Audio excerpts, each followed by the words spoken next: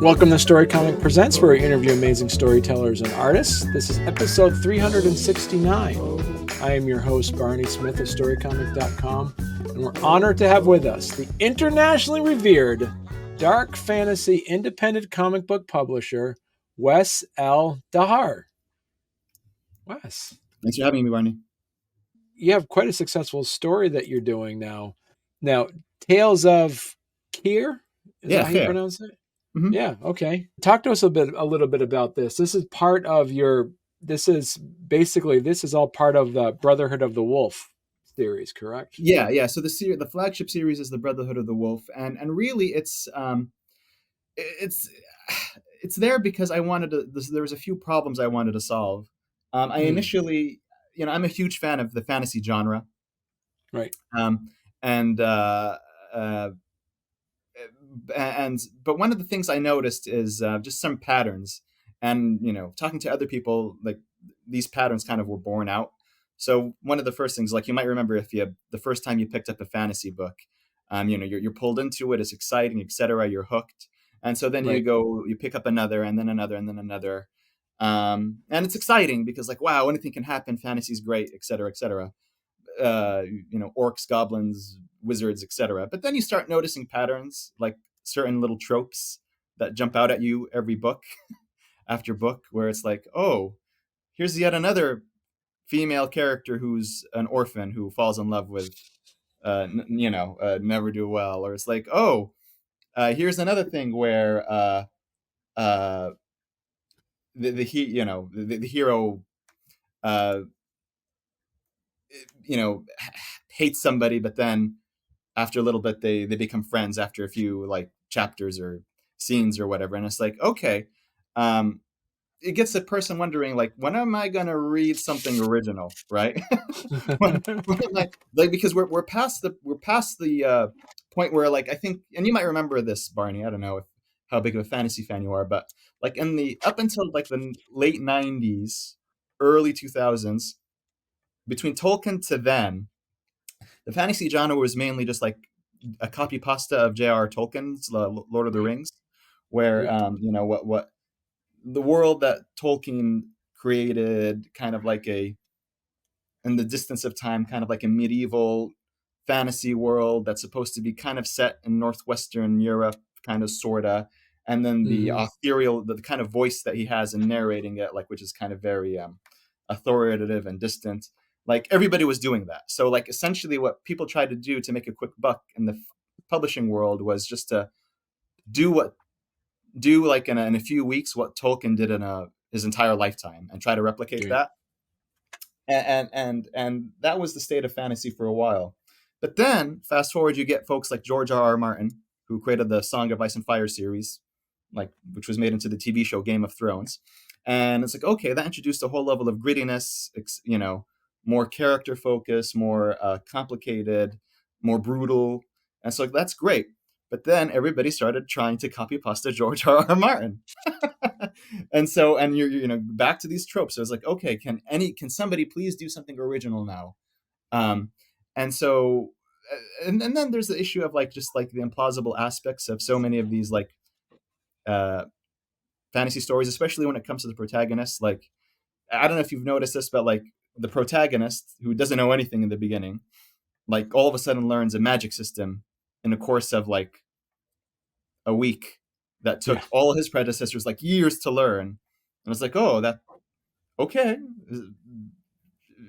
okay, because the plot demanded it, I suppose. Or like you have somebody who's growing up as a barefoot urchin in the middle of a filthy city, and they just never happen to get a foot infection. So like just stuff like that. It's just like, okay, well, it'd really be nice if there was some like characters that you could kind of believe in, that like even if they have some fantastic powers going on, that they're real people with real challenges or real flaws that they have to overcome. Because if you're being asked to invest in like a thick tome of story, you'd like to be invested in the characters. Another thing is like just a lot of these fantasy stories, they're just a bit too sprawling, a bit too big. Like every story has to be this multi installment series, which is fine, but it, a lot of time, most of the time, it's created in a way where it's a blocker to new people, where it's like, hey, listen, Hmm. my name, I'm Joe Schmo who just wants to pick up something fun, interesting, something that he could escape into, without having to read like 1,000 other works to understand what he's reading now. And so those are the kind of the big problems that I saw in the fantasy genre. Plus the fact that there there wasn't really anything in the setting, as far as like a lot of the times like the settings are either in like fantasy northwestern Europe, like England and stuff like that, or Viking land. And then lately people are doing like Renaissance Italy and stuff like that, but nothing really like in the Orient. Like when I say Orient, I mean like, I'm using it archaically, like the Middle East Hmm. or the Islamic world, etc. Except as secondary characters who are like kind of brown, they may be wearing turbans, they have like crooked swords, and like, ooh, they add some spice into the casserole of the story that you're creating. And I was like, okay, well, let's see if I can introduce something new here, like to solve all these problems all at once. And that is how the Brotherhood of the Wolf was born, which is a dark fantasy series set in the 15th century Ottoman uh, Ottoman Empire. And so it's kind of got that level of character driven work that people character driven story that people like, complicated plots or complex plots, um, and just monsters that you haven't really seen before. Like even with Mm, vampires, we play with that a little bit, as far as the right. concept is concerned. So what are some of the tropes that you completely just destroyed out the gate, and which ones have you kind of nodded to say, I tweaked this a little bit? Yeah, so one of the tropes out of the gate is uh, like the so there's this trope of like there's two tropes I demolish at the same time with one character. I won't spoil it too much, but essentially, like in the past, like the knight in shining armor was always the good guy. Like he was a good looking guy, long blonde hair flowing in the wind, polished armor, usually a prince, uh, but still tough as nails and pure hearted. And he just wants to do the right thing. Gosh darn it! And then after after a while, like the fantasy genre grew a little bit, where they kind of tried to flip that on its head and say, "Oh, okay, well, outwardly he might be like this, but inwardly he's like this psychopath who likes to torture innocent bunnies, etc., etc." So one of the things that I kind of play with is like we take somebody like that, and he is like that, but he actually generally he's not a psychopath. He generally is.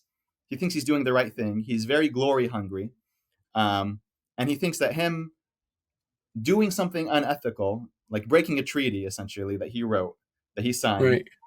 because like a case was made to him by one of the villains, like, hey, you should do this because it's better for your people, better for the realm. You're protecting them, but also at the same time, like it'll make him look like a hero. And Right. so with that motivation, he goes in and tries to do his thing. And I do something to him that that might be surprising to some folks. So that kind of trope I play with. Right. The thing that you won't see too much of is like the um, the 90-pound voluptuous woman who is able to kick the collective butts of 220-pound muscle bound killers. Like we see that a Yeah. lot, like the girl boss type of a trope. Right. And this isn't to say like, and just to be clear, this isn't like one of those things that's like, oh, woke media, and we want to create something that pushes back against woke media. Like you see a lot of people like defining their series by being anti woke. Yeah. I Brotherhood of the Wolf isn't anti woke. It's just not that. It's just not woke. Right. And so it's like, look, okay, we're trying to deal with real people. Yes, it's a fantasy. There's interesting stuff going on, but like real people, would a 90-pound voluptuous 20-year-old lady be able to kick the butts of 220-pound muscle-bound guys in armor? Just probably not, right? But we're able to create female characters who are like strong in terms of their personality, and they're able to kick butt physically, but they have to be like cunning about it, right? Right. It can't just be like going into a group of guys just like doing kung fu in high heels and you know Right. she wins the day. And a lot of times, it doesn't turn out the way that they think it does. Right. So those things, it's like, okay, We want to tell an interesting, compelling fantasy, dark fantasy story, which has a lot of horror elements, but we want like people who feel real. And so that's kind of the tack that we go about it. Well, hey there. If you're enjoying our podcast, don't forget to subscribe on YouTube or leave us a 5-star review on your favorite podcast platform. Your support means the world to us and helps us keep this show going. We love hearing from you, so any feedback is welcome. And thank you for being a part of our podcast family and for all your support. It truly means a lot to us. What made you decide to make this into, say, into a comic book medium instead of saying a long form dark fantasy novel? Well, that's a great question, Barney, and I'm glad you asked us. And by the way, that really is a good question because we did not prep these questions, and so this is a really good question. I actually initially wanted to write them as novels, but for me, it's just like there's art, there's wanting to express oneself, which I think you might appreciate. But then there's also the issue of like you also have customers, and you want to do the right by your customers and have your customer be happy. And I'm like, okay, for the target audience that I'm trying to reach, millennial, Gen Z, people who do like dark fantasy, I just started talking to people. I'm like, hey, so because I'm a big reader, I read a lot of prose, but I have a lot of narcissism. But when it comes to creating products that people like, I try to like put my narcissism to the side and just see and talk to people and observe them. And one of the things is like, hey, so what books do you like to read, et cetera, et cetera. Like, it's like, oh, a lot of the answers I'd get were like, it's been a while since I read a book. Maybe the Giver when I was in middle school. I'm like, oh my God. It's like, what do you do now? Like, what do you do for entertainment? And they're like, well, watch Netflix, read anime, watch movies, a lot of stuff on my phone, stuff like that. And I'm like, oh, like, okay, well, so clearly I need to make these, if people are going to enjoy these stories, it has to be in a visual media. And there's different types of visual media. You have movies, TV shows, but that requires a lot of capital that I just don't have. I'm like, okay, well, I've always been a fan of manga and comic books. Why not just have it be like a comic book? Right. But in order to do that, like I know each media has its own strengths and weaknesses, and I didn't want to do this thing where it's like a lot of indie comic book creators. They have this thing called like the maybe movie model, where it's like, hey, we're going to create comic books. We're not really going to give too much effort into the craft of what it takes to create a compelling comic book. We're just going to treat these comic books like storyboards, kind of like R&D, so that hopefully maybe Netflix will look at it and pick it up as a TV show. And like, A, that's a horrible business model, but B, like you're not doing right by your customers. You're not giving the medium the respect that it deserves. So I'm like, okay, let me really do this right. So that's one of the reasons why I gathered a team around me who were like industry pros, worked at Disney, Marvel, IDW, etc. Like guys who knew what it took to create visually a great comic book, and so that's how we proceeded. Right. And so, what issue are you at now then for Brotherhood of the Wolf? Brotherhood of the Wolf issue number 1 is done. It's like it's ready to go. And it's 32 pages. So each issue kind of will run pretty long. It's like 28 to 32 pages. And because they're so long, pretty long form for a standard comic book, I'm like, you know what? Let me create for the audience before just dumping a gem like chapter number 1 on their laps. Let me give them something a little bit smaller to kind of like an appetizer, right? You wouldn't just jump into the steak. You'd have like, I don't know, some shrimp or whatever. So I'm like, okay, so let me create like a short story and introduce that to people first. And I kind of got crazy and ambitious. And I'm like, hey, listen, guys, I wrote this short story. So it's going to be a short story. It's going to be like, let's see if we can have it be 1 page. And then I realized, wait a minute, the way I wrote this, it's no way it's going to be 1 page. I'm like, okay, 6 pages. 6 pages, and we'll make it like, just to show off our storytelling muscles, we're going to have it be wordless, silent, no dialogue, completely silent experience, and grayscale. Let's do grayscale because I love that. Like the main series is colored, obviously, as what you're showing, but let's have it be grayscale because that's cool. Gives us that Yeah. manga taste. And they're like, okay, uh, but that means we have to start drawing on paper. And these are just like pencils from what you're showing right now, or pencils from Brotherhood of the Wolf issue number 1, which do have colors. Hmm. The short story is called The Lesser Evil, where uh, uh, angels die, monsters rise. And so the lesser evil, first it was like I said, 1 page, then 6 page. I'm like, okay, 8 pages to really give it justice. And then as my artist is drawing it and etc., I'm like, you know what, 12 pages. And so now it's like a 12. As of right now, it's going to be a 12 page, nonetheless short story, silent, grayscale comic book that kind of it gives us the origin story of Koja, the guy in the mask who you were showing off there. Mm. And so that's where it starts. Yeah, very violent. Brotherhood of the Wolf, ladies and gentlemen, is a very violent comic book. If you don't like blood and guts, it is not for you. So yeah, what's the age group for this? I don't have a strict age group. It's really just more like you as a reader, what's your comfort level, or you as a parent, what's your Right.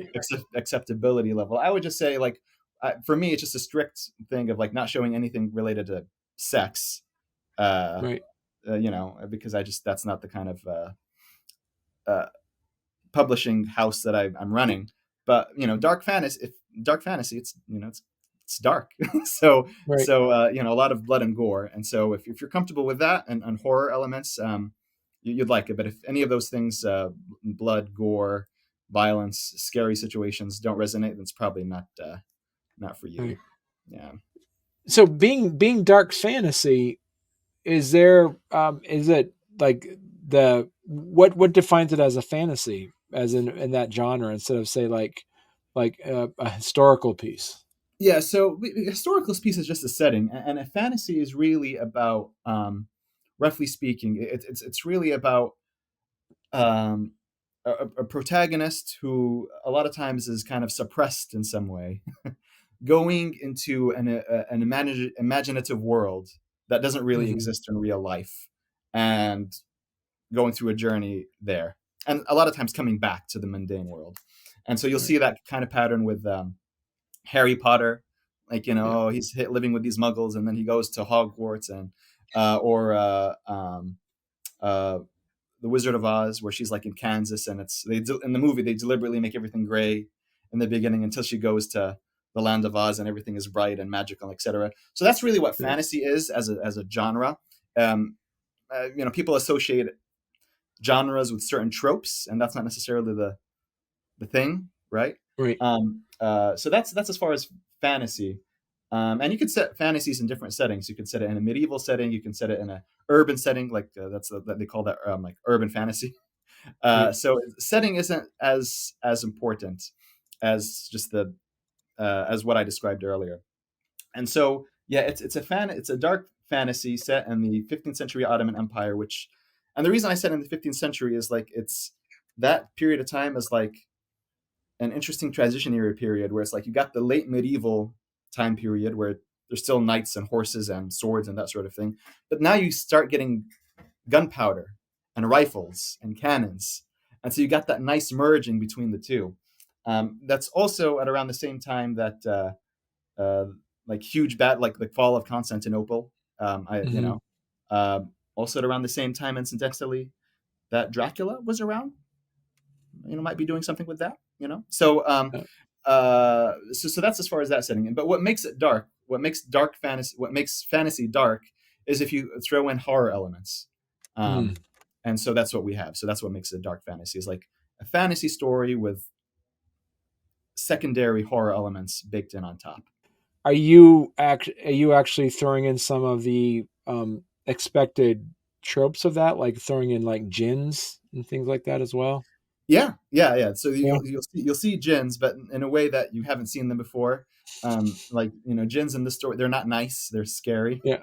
because like people think a jinn. Well, a jinn's really a demon. So, Yeah. but like I think just because of the whole Arabian Nights thing where it's like, okay, he goes in and you rub the thing and gives you wishes. And a lot of times, like, you'll kind of understand that jinn aren't really good because the wishes that they give you won't be what you asked for, really. Right. But really, it's just like, no, like the jinn here, it's like very much like demonic, occult, scary, not something you want to mess Yeah. around. And when people do mess around with it, it's a source of regret, pain, and adventures. And what else in, like, say, like the in the Middle Eastern, like, mythos, is there, because jinn is the first and foremost thing that people think of because of, Yeah. the Arabian Nights. Is there other mystical and mythical creatures that we could expect? Well, here's the thing. So it's not like, so even though I'm setting it like in the Ottoman Empire, I'm trying to have a little bit more creativity and then saying like, okay, well, since it's in the Ottoman Empire and they're kind of wearing harem pants and sandals and got the Right. crooked swords going, I'll just throw in just your standard tropes from of creatures from that region. Instead, what I do is like I kind of twist things and play with things, Okay. and sometimes like I introduce monsters that don't really have anything to do with um, anything specifically Middle Eastern, but it makes sense to what the characters would do and and what the resources they have available. So like there's this concept of ghoul, like in Middle Eastern folklore, where it's like a person who likes to cannibalize people. Right. So and so I play with that a lot, but one of the things I really tried hard to do is like the monsters that you see in the Brotherhood of the Wolf are something you haven't really seen before. You won't look at that and be like, oh, that's a ghoul. You'd be like, what the f is that? That's terrifying. And so you'll start seeing something very, yeah, I'll name it. I'll name it because I won't show it, but I'll name it because the name itself won't spoil too much. But in issue number 2 of the Brotherhood of the Wolf, there is a very scary monster called the Zacchaeus Butcher, Okay. and it's essentially at a very high level. So I won't get too spoilery. It's a demonic automaton. Okay. So stuff like that where it's like, yeah, no, we're not. There's no like flying carpets here, if that's what people are expecting. It's something Right. a little bit more Yeah. unique, a little bit more intense, is what we're Right. introducing. Yeah, As you're describing it, this is a world adjacent. This isn't our world then, even though it's taking place in the yeah. You could Ottoman consider it like kind of Empire. like an alternate history of our world, right? Right. Because last time Yeah. I checked, there was no Zacchaeus Butcher um, Yeah. in the history books, but yeah, like kind of alternate history, our world. Yeah, yeah, yeah. Yeah. Now, so talk to us. I'm really curious. The Brotherhood of the Wolf, is this a limited series? Could you talk about this? You have a publishing house. How does this fit within, Tales of Yeah, Khayr? so Tales of Khayr is the publishing house, and one of the things I try to do is uh, it's direct to consumer, and I only sell Okay. floppies, so they Okay. won't like physical copies. So you won't like you might get digital assets like a screensaver, etc. Right. But but and that'll be we're going to update the website to be more specific about what's on offer. But really, like as far as the comic books themselves, they're always going to be physical. That's my promise to the Okay. fans out there. And so print it out and ship it directly to your house. That's the idea. And obviously, each issue is going to be limited because it's not like there's always going to be inventory of each issue. So we'll, a certain issue will have its run, and then we'll stop printing those, and then move on to the next one. And the Okay. only time you'll have access to the content in issue number 1 is if there's ever like a trade paperback edition or like an omnibus edition. Yeah. Right. And so, what's your process of how many issues are you expecting of, say, Brotherhood of the Wolf? What's the run for that one? Well, yeah, it's not so much like it'll be more like a print on demand thing where it's like, okay, from this time period to this time period, this is when we're going to be, printing these out and fulfilling on them. But after like a Right. certain date, we're going to stop and we're going to move on to the next issue. Yeah. Yeah. So, how many issues is this going to be? Is Brotherhood of the How Wolf many going to be an issues? Yeah. ongoing Oh, series? yeah. It's going to be a long-term series. It's like I have a clear idea of when of how it'll end. Right. But it's just going to take a while to get to there. So you can consider this like a long-term series, kind of like in the spirit of manga, where it's Right. like you have a linear story, but eventually it'll have a clear conclusion. As opposed Right. to a lot what you see in American comics, where it's like, where do I start? Where do I start my Batman story, Barney? Like, I have no idea. Yeah. It's like there's multiple, So no, we're following the manga model, where it's just going to be like telling the story more or less sequentially, until it gets to its final narrative conclusion. Yeah. And are you thinking about because you have a publishing house that's separate of the name of Brotherhood of the Wolf? Are you have other titles that you're planning on as well? I do. I have this general vague ideas about them. There's stuff because Brotherhood of the Wolf. It's directed towards folks who love fantasy, particularly dark fantasy and horror. And but I know that not everybody likes that genre, or it's not everyone's cup of tea. So I'm thinking like doing something for women who might not necessarily like dark fantasy, but like something else, or even doing something for kids that's kid friendly. Mm. But as of right now, no, our focus is Brotherhood of the Wolf, because this thing is a whopper of a series that requires a lot of love and attention. Yeah. Well, then how many how long does it take for an issue to get to come out then? I'm my goal is to aim for quarterly, considering that each issue Okay. is like around between 28 to 32 interior story pages. Like at least Right. quarterly, we might get faster than that. But Right. that's kind of what I'm aiming for at this point. Yeah. Okay. That's not a bad turnaround then. Because then if you think about it, then in 3 years you'll come out with 12 issues. Yeah. And here's the thing: I made a deliberate choice not to do crowdfunding. Yeah. So essentially, because like one of the things I notice is like there's a lot of great crowdfunding campaigns there, and people give the customers what they've been promised. But I see a Yeah. lot of crowdfunding out there where it's like, hey, we have this great idea, give me money. They get the money, and then either they don't deliver, Right. or it takes them like forever to deliver, and that Right. just leads to customers with a bad taste in their mouth. So I'm like, you know what? No, I'll do the self-funded, out of my own pocket, create these, and then once it's ready, I just sell it. So like Right. you're not crowdfunding, you're not supporting, you're buying your physical copy of the book, and it gets to you in a timely manner. Like, it's as Yeah. simple as that. Excellent. Yeah. And so what and so as you say, Wes, is issue number 1 available now I have it ready as now. of It's this all done. recording? It's all done, but Okay. I'd like to sell the Lesser Evil short story first, just Okay. because it's it's shorter. So I want Right. to give people a taste of what we're about, than giving them a whopper like issue number one, Right. which is like 32 interior story pages. Right. So, and Yep. the Lesser Evil will be ready hopefully like in the summer. So like near the end of summer, we should have it ready Right. to go out and ship. And so for those that might be listening to this episode a year from now, um, and they're like, "Wow, this sounds like an amazing comic. Where can I pick it up? Where would a listener or viewer purchase your series?" Yeah, I think the thing to do is to just tail the website talesofkhair.com, and Hmm. just sign in to your just put in your email address, and you'll get notified when any of the products are ready. And I'm trying to be respectful with people who are on my email list, so I don't email too often. And when I do, Right.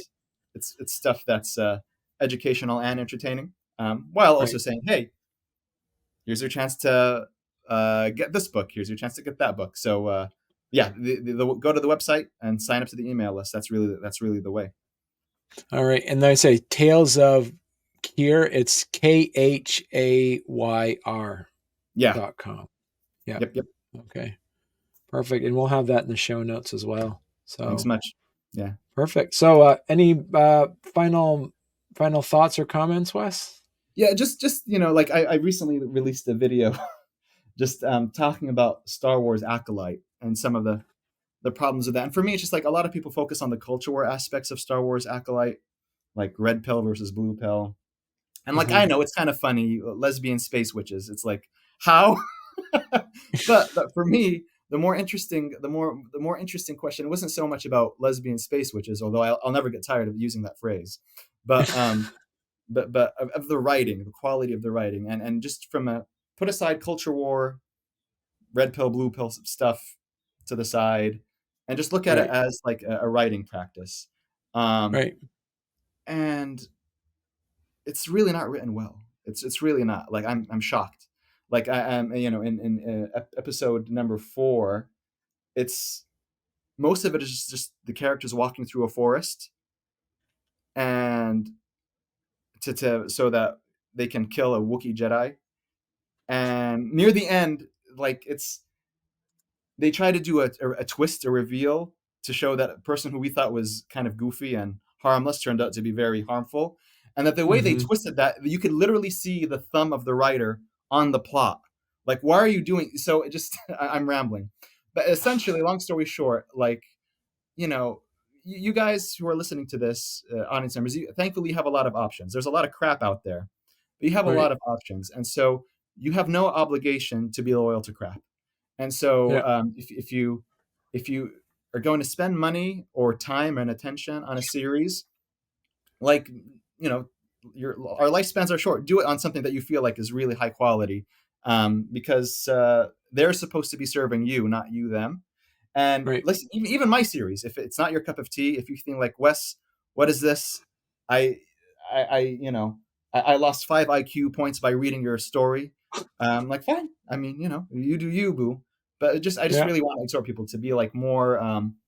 Don't feel pressured. If there's something that you don't like, it's not your fault that you don't like it, and don't let people Right. shame you by calling you names like bigot, or you're a hater, or it's your fault. Because literally, there are Hollywood screenwriters right now. Like one person, he literally, because Furiosa, I think it was Furiosa. No, Yeah. I think it was something about one of the recent movies, maybe one of the Planet of the Apes movies. He said that the reason that movie failed is because audience members suck. He used more vulgar language, but Yeah. just, I don't want to get you in trouble. So he is essentially blamed the audience. I'm like, how can you blame the audience? You can't blame. Like, if you have a restaurant, and people are eating your duck soup, and they just start Yeah. vomiting, you can't blame them. You, there's E. coli in your soup, dude. Like, fix it. Yeah. So that's my thing. It's just like, don't let people shame you. If there's a piece of fiction, of entertainment that you just don't find entertaining, then Right. go find something else. There's no reason for you to have to be loyal to mediocrity. Well, thank you so much, Wes. And listen, come back on when you got a couple more issues out. We'll talk more about it. 100%. Thank you so much for having me. You're welcome.